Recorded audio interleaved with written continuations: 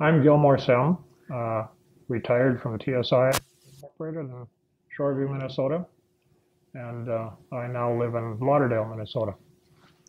And I'm Rick Flagan. I'm a professor at Caltech. So, Gil, can you tell me about how you got started, or what led to your getting started in the aerosol field? Well, let me start even earlier than the aerosol field. I was born and grew up on a farm in western Minnesota, a dairy farm, and I was the oldest of four children. And on a farm, a family farm, you very early learn that everyone contributes to the welfare of the business. And I learned very early to pitch in and do the work. I learned how to drive a tractor when I was 6 years old, and if something dirty has to be done, like cleaning the barn, you pitch in and do it.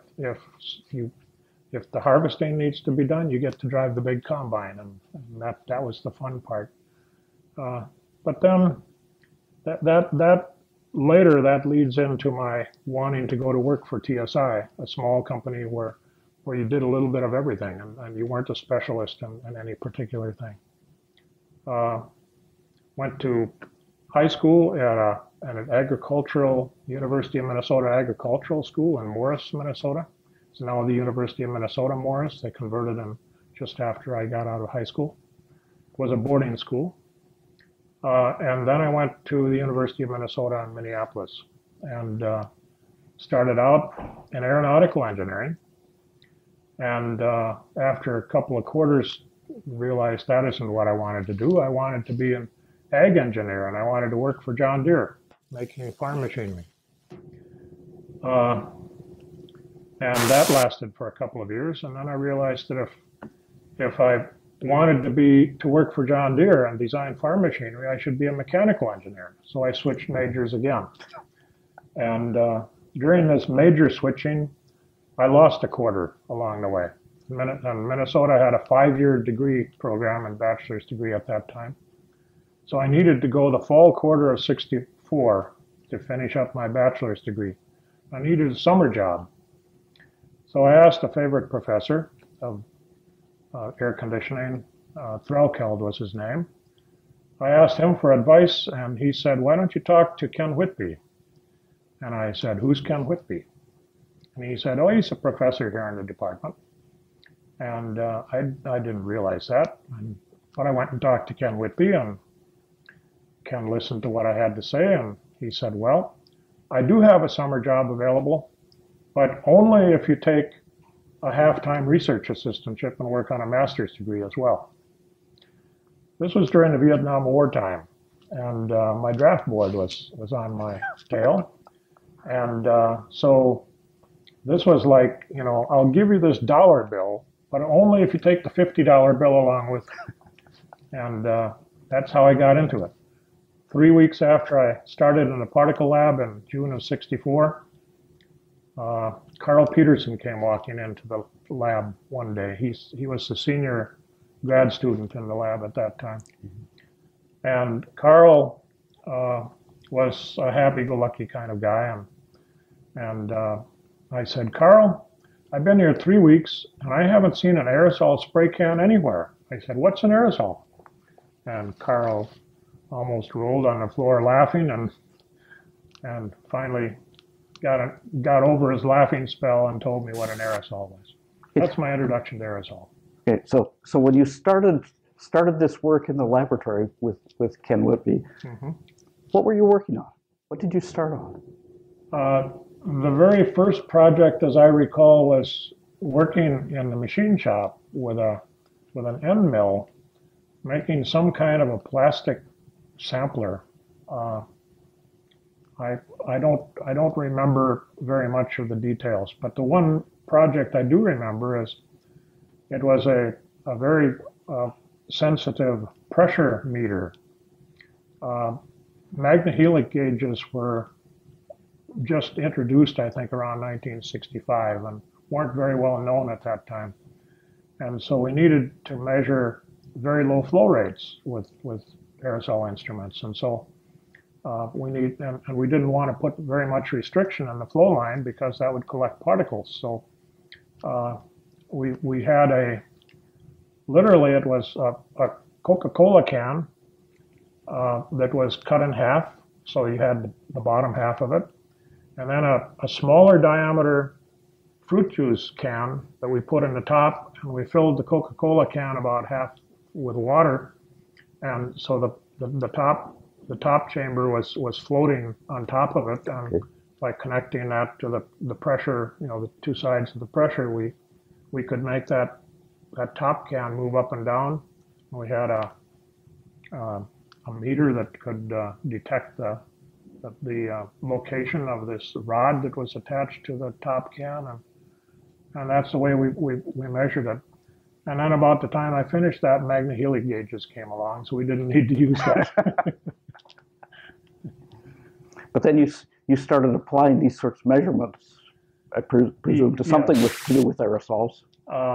Carl Peterson had gotten late one Sunday morning, it was Saturday night, Sunday morning. He had gotten one set of data that looked reasonable with the prototype of the Whitby aerosol analyzer that he had built in the laboratory. It was built of bits and pieces from all over. It was never put together into a single instrument. My job was to make a single defined instrument out of that. And so I built the second one, and then I built a third one.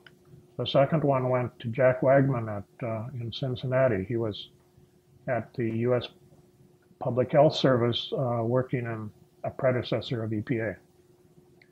And his main interest was to collect particles on the center rod that were classified by size, and that center rod was cut into segments, and then he could take those out and wash them and do chemical analysis on what he had collected. I don't know if he ever really used it for that or not. I didn't ever hear of any results from that. But you did build this, what was the Whitby aerosol analyzer? We built the second and third of the Whitby aerosol analyzers in the particle lab. Now, most people today won't have a clue what that is. Well, it was a particle size measuring instrument using electrical mobility from, it could go a little bit, you could get a little bit of an indication below 10 nanometers, but not very much. It didn't do very, very good sizing below that.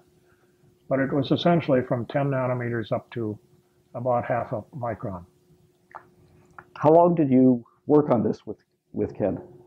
I worked from, June of '64 until April of '67.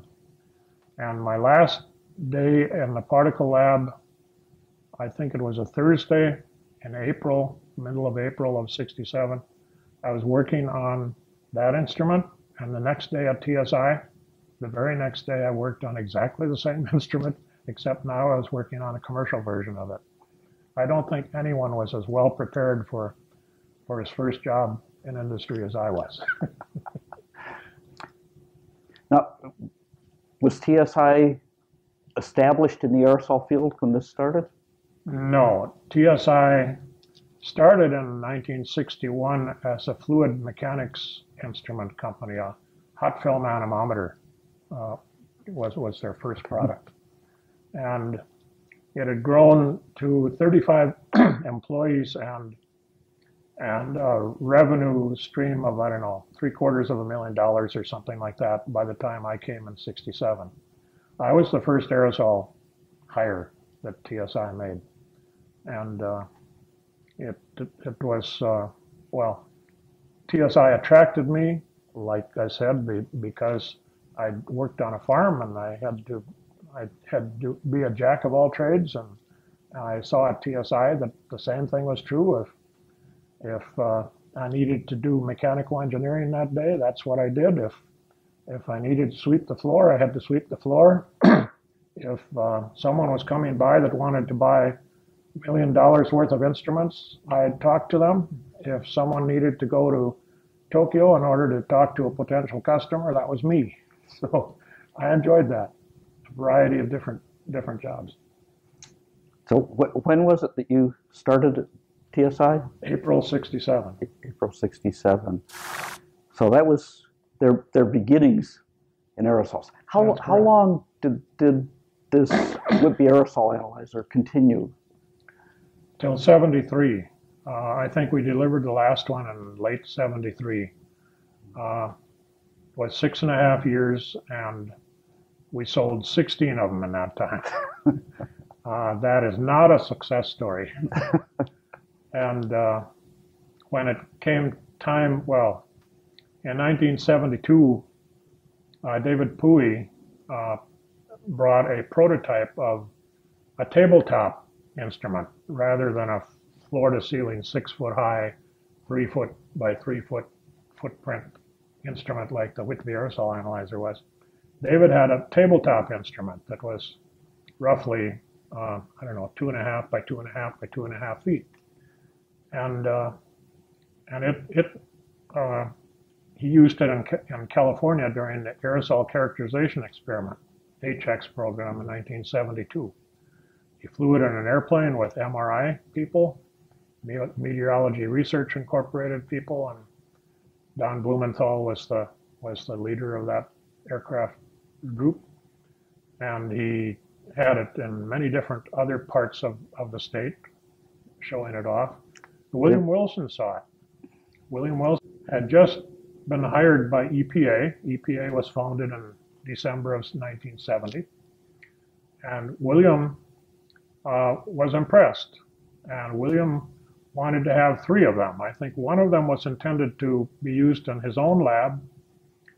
Another was supposed to be given to Ken Whitby for some of his work. And I think a third one is supposed to go to the MRI people for flying in their airplane. And Whitby didn't want to build them because he's not a manufacturing group. He was at a university. So Whitby said, go to TSI. Well, I talked to William several times, and William kept twisting my arm a little bit more each time, and there was a lot of reluctance at TSI because the first instrument had been a failure, the Whitby aerosol analyzer, financial failure. Mm-hmm. And finally, well, the sales manager and the vice president of finance were definitely against the taking on this next generation instrument. But the president, who was my boss, Mike Fingerson, he was also the largest owner of the company. I think at that time he probably owned 15 or 20% of the company. He had me in his office one day, and we talked for about an hour and 20 minutes. And he said, finally said, Gil, he said, how long will it take you to build 3 of them? Just let's say we build 3 of them for William and nothing more. I said, I think maybe 15 to 18 months. He said, well, what about how much will it cost us? And I said, well, I don't know. I think it'll cost something on the order of $100,000 to develop it, depending on how much documentation we do. And he said, well, in the worst case, then we're only going to lose $50,000 because William was willing to pay $50,000 for 3 of them. It was going to cost us $100,000. So at the worst, it's going to cost us $50,000 of loss. I said, that's the way I see it. He said, that's worth the risk. We ought to go ahead. Let's do it. I said, thank you, Mike. That's exactly what I wanted to do. So that put TSI on the map. And to this day, I give William a great deal of credit for TSI remaining in the aerosol business in 1973. There were other things that happened along the way, though. In 1970 and 71, Rudy Husar from the particle lab he was doing analysis of some of the data that was taken in Pasadena in 1969 during another aerosol experiment. I wasn't part of that program, but Rudy was. But that was using the instruments that it was using the Whitby aerosol analyzer, a commercial one. Okay. And using, I think, a GE condensation condensation nucleus counter, and several other kinds of instruments of that kind, probably an impactor and that sort of thing. Okay. And it was done at Caltech in Shel Friedlander's laboratory, and they had data, but they also had data from Minneapolis and from several other parts, I think from Denver, several other areas of the country. And Rudy was analyzing the data, and he had found a different kind of graph paper and was plotting a different size distribution than normal. Normally, it was plotted on a log piece of paper where there were about 10 or 12 log decades on a vertical scale and 3 log decades for the size scale, and everything came out as a straight line, or almost a straight line. Rudy started plotting it differently and discovered that there were bumps in the curve, very distinct bumps in the curve. And there are several modes in the distribution, and the minimum in the number distribution came out to be around half a micron or somewhere around that range, half a micron to 1 micron. Well, the optical particle counter was measuring the larger particles from half micron and up, and the Whitby aerosol analyzer was measuring from half micron and down, and both instruments were running out of resolution at half micron, and so there was always the possibility that it was an instrument problem. And I was not all that sure about the Whitby aerosol analyzer and its validity or accuracy or whatever you want to call it at that range. So Rudy kept saying, well, what if this is real? What if there's multi-modes in the size distribution? And so, there's a peak at I don't know, 1/10 of a micron and another peak at 5 microns. But what if that's real? And I kept saying, I think it's an instrument problem. And so we'd both go back and work for another week, and then we get back together and have the same kind of discussion. And this went on for about a year. And finally, Whitby and Rudy became convinced that it really was real. They had some other evidence that came up. There was some cascade impactor data that was coming out at that time that also tended to verify it if it was done properly. And they decided it was real and published the paper. And to this day, we know that multi-modes are real. What size range did the instrument measure? The Whitby aerosol analyzer, it measured well from about a 100th of a micron or 10 nanometers up to about 500 nanometers. You could stretch it up to 1 micron if you did it with care, and you could get some indication of what was below 10 nanometers, but it wasn't real good in those ranges. In that era, how did you calibrate it? How did you know what it was measuring? One of the reasons that Rudy and I were together so much is because everything was based on the first Whitby aerosol analyzer that the University of Minnesota had, which by that time was the first one that I had, or actually the first one went to Jack Wagman, the second one that I built. And so all of the TSI instruments, I brought them over there for several days and did comparisons of size distributions using various aerosols. And usually if there was something wrong with the instrument, it'd show up very, very dramatically. But did you have calibration standards? Did you have a way to quantify? No calibration standard. We'd use a condensation nuclei counter to compare total concentrations, but they weren't very good. There was a GE and an Environment 1 instrument at that time, and they were notorious for not being very accurate. And so that led to Ben Liu and Dave Puy developing a differential mobility sizing standard for these kind of instruments. But that was not done until 73 or 4, something like that. So until that time, we really had no good standard for either size or concentration. And so Whitby used to call it pulling yourself up by your bootstraps. And I think that really describes it well. So that was the start. Yes. Then what happened? Well, during that time, those 6 years of the Whitby aerosol analyzer, I had to keep myself from costing TSI too much money. And so we got some contracts. We got a contract from predecessor of the EPA to study, do a paper study of sensing techniques for measurement of the mass concentration, or not the mass concentration, the mass emissions of particles from a coal-fired power plant. In other words, roughly 1 million cubic feet per minute of material going up the big smokestack, and it had particles in it.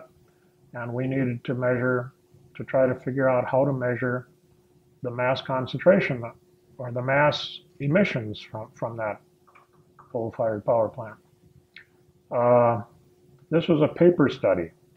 And so I was instructed by our contract people to look at every method of particle of aerosol sensing that I could find anywhere in the literature.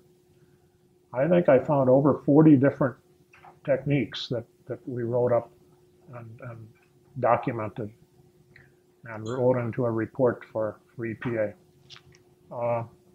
I think what we eventually found out is that the best approach was probably to take light scattering or opacity type measurements that shine the light beam across the smokestack and refine it as much as you possibly could and use that as the measure. It could be calibrated with the manual method of measuring stack emissions, but that was what we eventually recommended. There were several other contracts. We got a contract to build the trailer for the HX program in California, aerosol characterization experiment for 1972. And we had a subcontract from the University of Minnesota to do that. And I was in charge of building the trailer, or taking a semi-trailer, a 40-foot Fruhoff semi-trailer, and converting it into a laboratory with air conditioning, with a rack on the top to mount instruments, and with finished walls and floor, and with laboratory benches, and then mounting of instruments and sampling tower and things of that sort. And then in 1972, 4 of us from Minnesota, me and George Marple from the university, Bill Clark from the university, and George Sverdrup went out to California and with our families, and about every 2 weeks we went to a new place, a new location. I think we were at 9 or 10 different locations in a 4-month period. It was really great for seeing California, all the way from Berkeley and San Francisco Airport to Hunter Liggett Military Reservation, which is a tank training facility somewhere south of San Francisco, Harbor Freeway in the Los Angeles area, and the Mojave Desert, and a military base, actually a satellite tracking station. I think it was operated by JPL, if I'm not mistaken, at that time. Okay.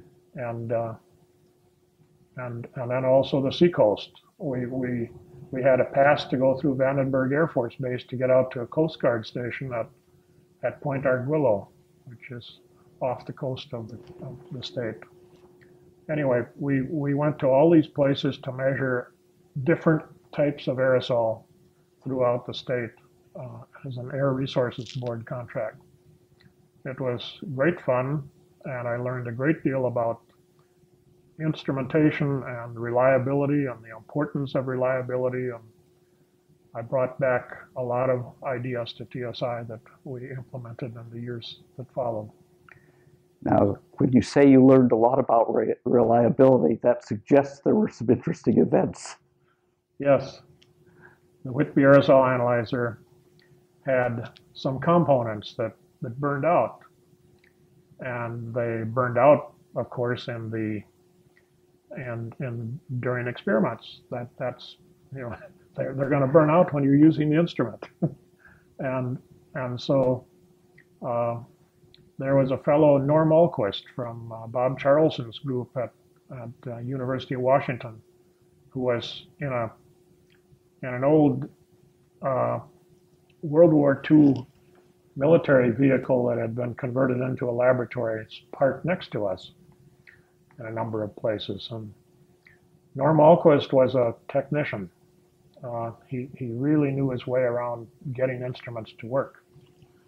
And so he saw that I was having trouble and wondered what was the matter. And I said, well, it doesn't work. And he said, well, this is burned out. And I said, okay, what do I do about it? And he said, well, you got to replace it, but it shouldn't burn out. And anyway, he taught me that I could put a fuse in for temporarily taking care of the problem. I think there are 4 different fuses that we put into the circuit in order to prevent that from happening again. And then when I got back to TSI, I made sure that we took some moves to replace those parts and with more robust parts. One of the problems was that when the instrument was designed, the engineers didn't pay all that close attention at TSI to whether they were using a 25 volt component, resistor or capacitor or whatever, or a 40 volt or a 10 volt or whatever.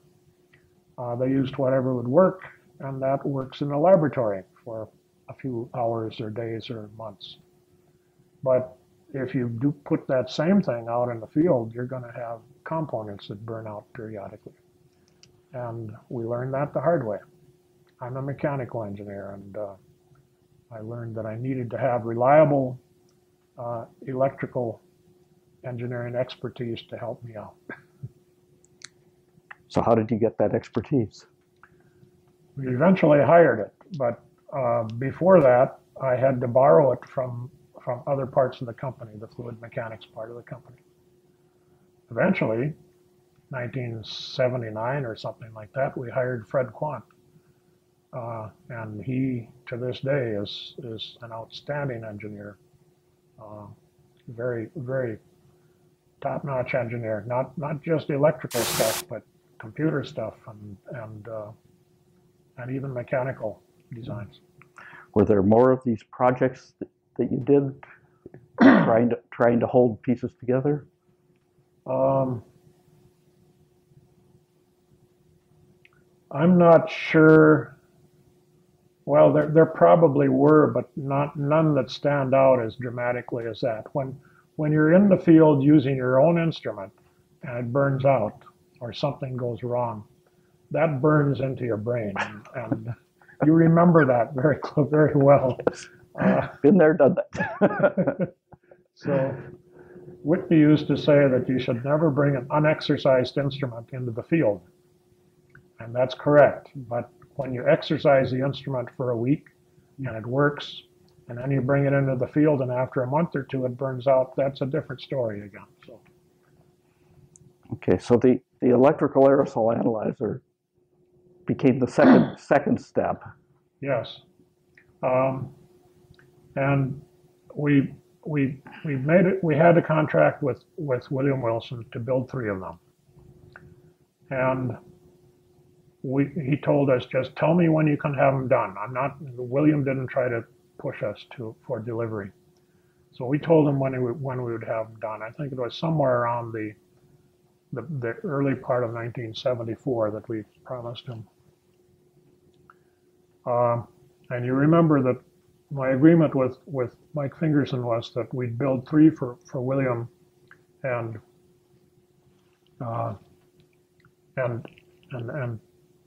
that might be all.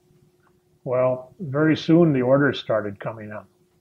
And so we increased that 3 to 30.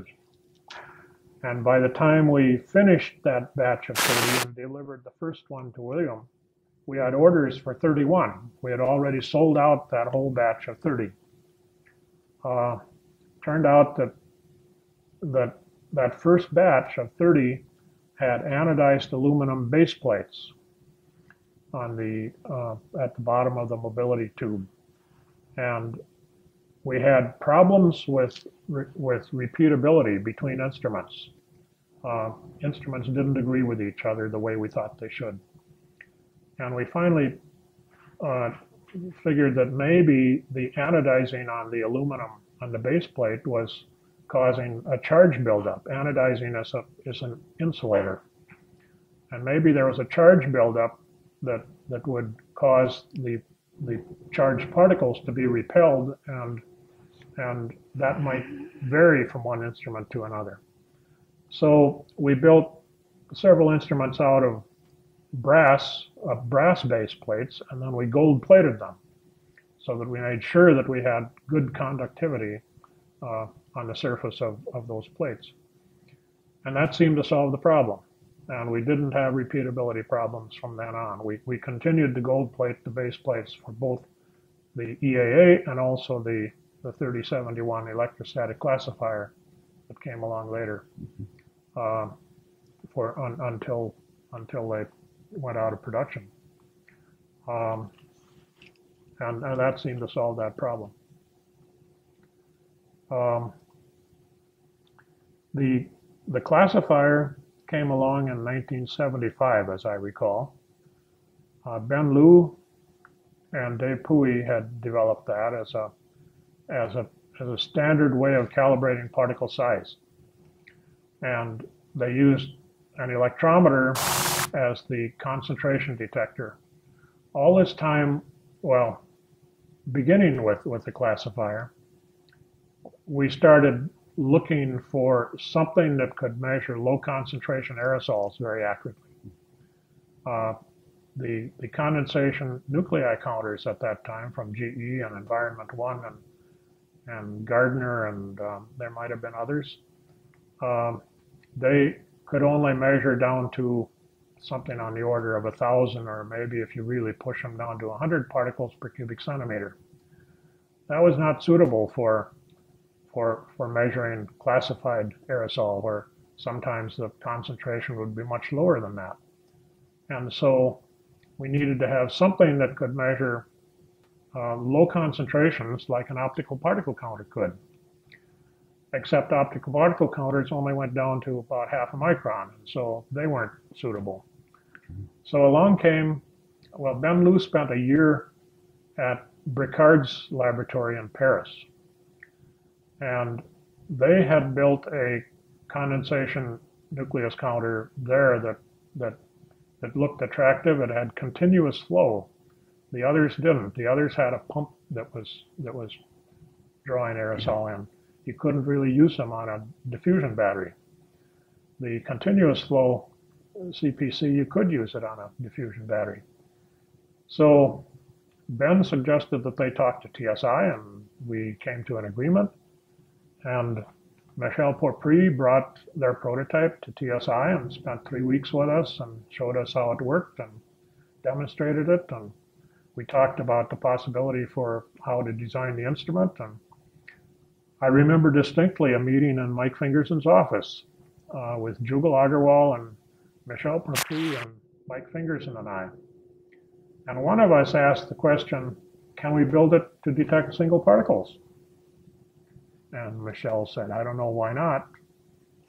And so the decision was made then and there to make sure that it could detect single particles. And now we had the detector for the classifier, and so we could put that into a new sizing device, became known as a differential mobility particle sizer. It was introduced sometime around 1980, but it needed software, and the software development came from a group in I think it was Petten in Netherlands. The Dutch Nuclear Agency. The Dutch Nuclear Agency. A guy named Plump, I think it was Plomp, and Harry ten Brink were the two people most associated with that development. And just about the same time, I think literally weeks after we made the agreement with them to do software development for us, Heinz Fison came to us and he offered to do the same thing, but we had already made the agreement with the people in Petten to do that. About a decade later, as you know, you came along with a scanning mobility particle sizer. Yes. You got an award today for your paper on that. And we worked with you and got that implemented. And one of the most fun projects I was ever involved in was when you came to TSI with Lynn Russell. That's right. We evaluated what we had done, and I think we came out okay. Now, when we first developed that, it was actually at a meeting in this hotel. Really? That you and I sat down. We scheduled a breakfast meeting and sat down for breakfast right. for me to tell you about a new instrument. And I recall that meeting went way past lunch. That's right. That's right. That was. But then it took a long time for the instrument to go from the initial discussion for TSI to make a commitment to actually develop it. TSI went through a number of phases along the years of we would come up with, people would come to us with very interesting ideas, and yes, we have to do that, and so we'd start that, and then someone else would come to us with another idea. Yes, we have to do that, and pretty soon we'd have 10 projects going on simultaneously, and not making any significant progress on any of them because we weren't focusing on it. And so we then, I'd say, okay, now we got to focus. We got to say no to new ideas, or we got to postpone them for a year or two or three, and we got to focus on getting these instruments done. And after a while, we'd finish the ones that we were working on, and then we could start on the new ones. So you got stuck in having to wait for several years before we could get into that.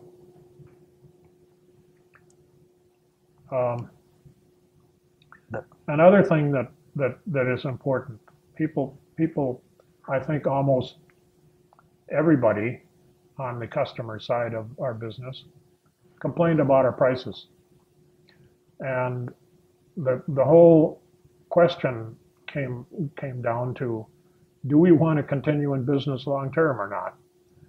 If TSI wanted to continue to be a supplier of instruments long term and be a healthy company, we had to charge a certain price in order to have enough margin and enough money there to interest the investors who invested in the company. And so there was a balancing act that we had to play. And I think most customers would say we charge too much, but on the other hand, most of our competitors also ended up charging fairly much too. So, when you talked about the combination of the DMA and the CPC, mm-hmm. the DMA was originally developed as a calibration standard. Yeah. But then at some point, a vision developed that suggested that if you had the right detector, you could make it into something more. How did that vision develop? With me, I think people like Earl Knudsen might have had visions of that when he was working on his thesis project. There are hints of that in his thesis and in a paper from 1975. But for me personally, it was at a conference of the Atmospheric Nucleation Conference, or Nucleation and Atmospheric Conference in Galway, Ireland in 1977, September of 77. I gave a paper there on the very first paper on our CNC. And Uh, it didn't get published in the proceedings of that conference until 1981, which was a year after the Journal of Aerosol Science paper, unfortunately. But it was authored by Agarwal, Sem, and Chopri, the 1977 paper. And it aroused a lot of interest, particularly by help me with the guy from the Navy. Bill Hopple? Bill Hopple. Bill Hopple was there. And he got all excited about attaching that to a differential mobility analyzer and doing size distribution measurements. And Barry Bodine from NOAA in Boulder, Colorado, he got interested in measuring low concentrations at South Pole and Barrow, Alaska, and Mauna Loa Observatory on American Samoa, where he had a network going for background aerosols in remote areas of the world. And both of them were very excited, and we spent virtually every lunch and every spare minute at that conference talking about what we could do about this. And I thought I was going to get a trip to Mauna Loa, Hawaii along the way, because they talked about setting up a workshop there and trying to make some initial measurements, but they could never scrape up the money or never get the time allotted to do that, and so it never happened. But we finally made it happen when we worked with the Dutch people. There was another interesting development, speaking about vision and so on. 1979, I think it was, we developed an aerodynamic particle sizer. And Paul Barron from NIOSH, Cincinnati, heard about that, and he came and twisted our arm to deliver one to him real quickly, because he had a project going where he wanted to measure the collection characteristics of the 10 millimeter nylon cyclone that was used for respirable aerosol definition at that time. And there was a question about how uniform are they? And so he wanted to test multiple units. I don't remember exactly how many it was, but I think it was like 50 or 100 10 millimeter nylon cyclones. Well, to do that manually using uranine dye or something of that sort, and washing them off and getting that kind of data, it was a very time-consuming project, many months or years to complete it. So he wanted to have a prototype real quickly because he had a deadline to meet for this project. So he pushed us to deliver the first prototype of the aerodynamic particle sizer. I think the only other one that was built that way is downstairs in the display at this conference. And in order to do that, we had originally planned on building a microprocessor into the APS to do the data analysis and control the instrument. But in order to do it fast, for Paul Barron, we decided to attach an Apple computer. Not an Apple II, not a Macintosh, but an Apple, the very first Apple. Okay. And I remember it had 16K of memory in it. And we thought, oh, that's far more than we'll ever need. Well, by the time we finished it, we had a hard time cramming it into 64K of memory. But Jugal Agarwal and Rich Ramirez from TSI were in charge of that project, and Fred Quant was the electrical engineer associated with it. I remember the first day that they asked us in for show and tell to demonstrate the prototype. And I walked around the corner into the lab, and that's the first and only time that I've ever felt like there was a light bulb above my head that was flashing. And it was, that's the way to build aerosol instruments. Attach a computer to them and let Apple, Steve Jobs, or later on, IBM, or later on someone else take care of the the computer part and getting that updated, and we'll take care of the aerosol instrument. The way it was, if we'd have built a microprocessor and it would have been obsolete in a year or two, we'd have had to update it, and that would have been a continual update job. And so essentially farming that out to the computer people while we concentrated on the aerosol instruments was the way to build aerosol instruments. And from then on, we always attached the computer to the instruments. So if you look back, you've been involved in really developing the tools that have enabled the advance of aerosol science at a very much more rapid rate than would have happened without the kinds of tools you're developing. What would you say are let's say, the top 3 accomplishments that you've had over these years? Well, I think number 1 is getting TSI successfully into the aerosol instrument business. We did there during some real tough first years, and getting a wide variety of different instruments and technologies involved in the instruments. And I always used to tell my people that worked for me that if TSI were to fall, if the aerosol business would fall apart when I left TSI, I'd have failed miserably. Obviously, I've been gone now for 8 years and it hasn't fallen apart. So I must have done a fairly good job of establishing TSI and making it good long term. That's number 1. I also am very proud of the people that I was mentor to. I think particularly to Fred Quant and Pat Cady and Tyler Beck. 2 of those 3 have either become or are on their way to be president of AAAR. But there are others along the way as well. And I think perhaps the one person at TSI that many people know the best is Maynard Havlicek. And Maynard is sort of in many ways like Norm Alquist, but Maynard can repair almost anything. And he can do it on the phone in a large number of cases. Has done many times for me.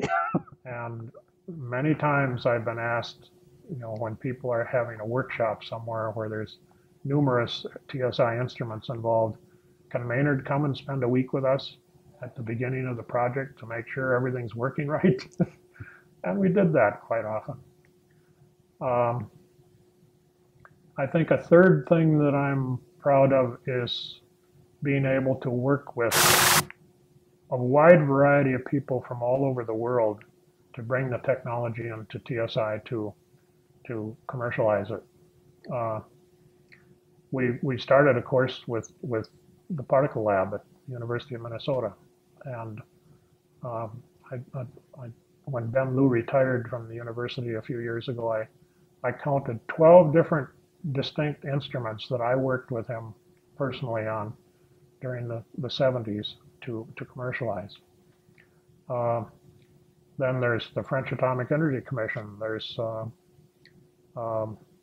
we worked closely with Conomex in Japan on that was largely us supplying technology to them. And Plump and Holland and you and there's numerous other people that we worked with to bring technology into the company, and that's sometimes not easy, but we've made it work. And it's not just me that made it work, but the people working for me. So I think we set up the culture to do that. Another part of the culture that I see is that when you built the instruments, many companies built black boxes. You built boxes that people could access and use in different ways than you had ever planned. And that was that intentional? It probably came from my culture. I came from the particle lab, and so Uh, many people would laugh because the first thing I would do when I came to a new instrument was take the cover off. And, that's to have everything, to have open access and make everything available to people to adjust or repair or to do whatever they needed to do. It just comes natural to me. Yeah. Wow. I never did get that job at John Deere. Are you sorry about that? No, not really.